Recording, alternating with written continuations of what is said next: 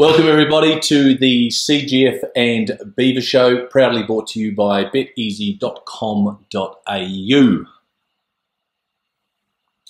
You kept me waiting an hour today, mate. I know. Kept me waiting an hour, fans. Well, it wasn't me, it's Bernie. Bernie Freight Train. Now, Bernie kept me an hour. You've kept me an hour. Now, that ain't good enough. I'm just going to put an official complaint on the camera. Yeah. Sort your act out. All right? And the other thing is, so I spent a little bit of time with the BetEasy staff this afternoon, and here we go. This is a Beaver cover. No, there's been a few complaints about lack of winners From you? No. They're saying mine give them at least good value. If you put 10 each way on mine, you can eat for a couple of weeks. You put 10 each way on yours, you're lucky to buy a packet of gum. Mate, they're plentiful. Drew said he's down 20 grand. Oh, Drew doesn't know what day of the week it is. About the worst employee you're ever going to find in Australia, though. But we do need to step up this week. We've been a bit quiet. Yeah. We've been a bit quiet. We're going to come good. Rightio, so we've got some good racing at Caulfield, and we're going to look at Randwick. At Caulfield, we're going to look at 4 races and 1 at Randwick. We've got our best bets. CGF's got his best each way bet, and CGF's got a little bit of insight from a bookmaker about a bet as well. Has he? He has. So we're going to look at race 5, the Sporting Bet Blue Diamond Prelude at over 1,100 metres. Did I say someone else's name? Yeah, I'm just going to about fire you off the show. The Blue Diamond Prelude. Let's go on that basis then. 1,100 metres for Colts and Geldings. Sorry, Phillies. None of that, bit of this. Yeah. No. I'm not going. Can you cut that out? No, come on, move on. Let's move. Race 5. What do you like? Earthquake. See, this is what happens when you keep me waiting 2 hours. Earthquake, mate. Looks a bit of a moral, if you ask me. Yeah, number 3, Earthquake. I'm with you, $1.70.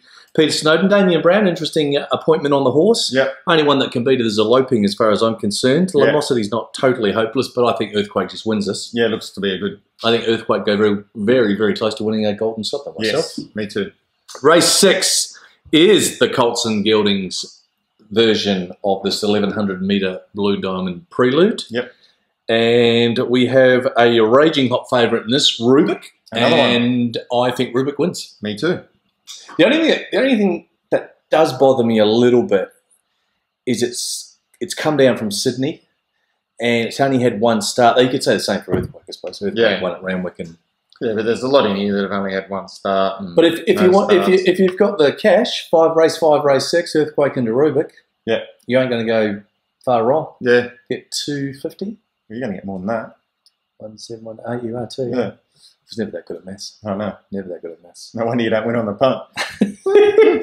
Oh, we're so funny. Race 7 is the Sweps Rubiton Stakes. Now, there was a good horse. Oh. Rubiton. One and ever. He was one of the best. What do you like? I'm going to go Lankan Ruby, CGF. There's a surprise. Why? Well, if I went back through all the shows, you're always on Lankan Ruby. Yeah, I like the horse. Good. I think it's got plenty of ability. I think it's suited by Caulfield. It'll be on the pace and be really hard to beat. One of the best bets of the day comes up in race 7. Not CGF's best bet, but one of his best bets. Lion of Belford. Mick Price, Glenn Boss. Last start was 3rd to Zoostar. Yep. In the Coolmore. There ain't no Zoostars in this. No. Lion Belford is a horse on the way up and get on. And I also... Yeah, but CGF... I've seen a couple of bets come in already from the bookies that have come in that would support that as well. Yeah, but prior to that, beat Safeguard, which didn't do much. Won at Moonee Valley, and then won Geelong. Second at Geelong. Mate, the horse has done everything. He's stepped up every time. Every time he's been asked to step up, he's stepped up. And 3rd in the Coolmore in a Group 1 Classic is as good a form as you can get out of the Spring Carnival. Yeah, but the other one's won its last 2 races in pretty good company. Hot Schnitzel. Lion of Belford, Chris CGF says, let's go. Let's go. Race 8, the CF All Classic. Yes. And it's over 1,400 metres. And I think it's a fairly average field. Very average.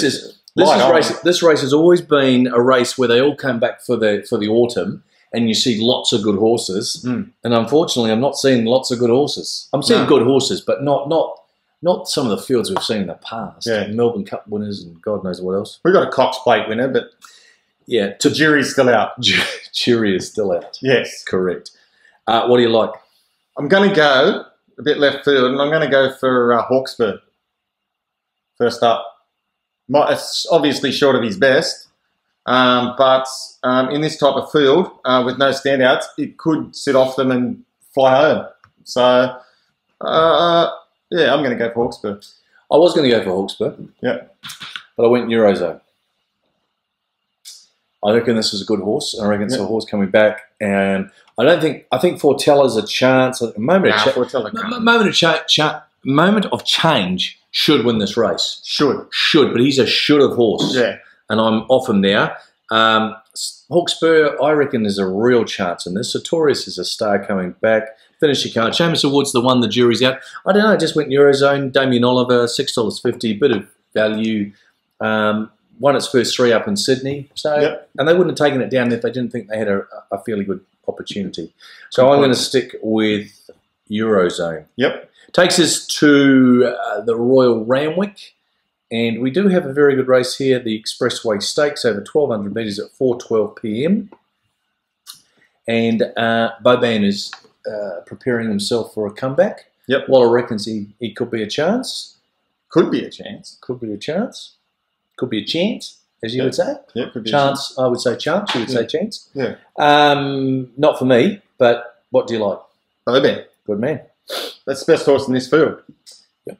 By a long way. It's carrying a good horse. I mean, it's weight for age, so it's 58.5. But how can you go past its form last preparation? If it produces anywhere near that form, it'll be winning this race. As good a field as this is, these horses are a couple of lengths off Boban. Yeah, look, I think he's going to be. I reckon this is a pipe opener, and I'm a little bit concerned about that.